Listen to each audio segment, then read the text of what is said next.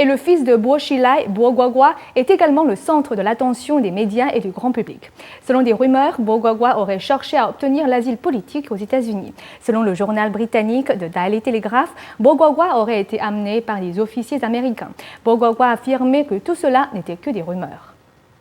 Selon le journal britannique Daily Telegraph, le 12 avril dernier, vers 10 heures du soir, des officiers américains sont allés chercher Bo Guagua, le fils de Bo Xilai, à son domicile. Selon cet article, Bo Guagua chercherait un asile politique aux États-Unis. Selon The Voice of America, les autorités du régime communiste espèrent que Bo Guagua rentre au pays et coopère dans l'enquête visant son père.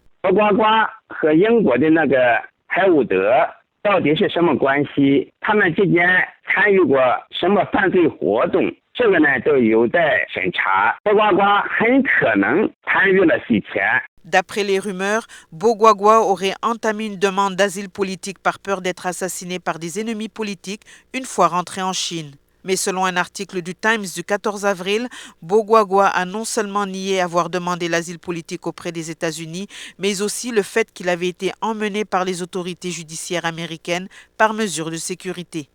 Le 10 avril dernier, l'agence officielle Xinhua a annoncé que Bo Xilai avait été placé sous enquête et que son épouse Gu Kalai avait été transférée dans un organe judiciaire pour homicide volontaire sur l'homme d'affaires britannique Neil Heywood.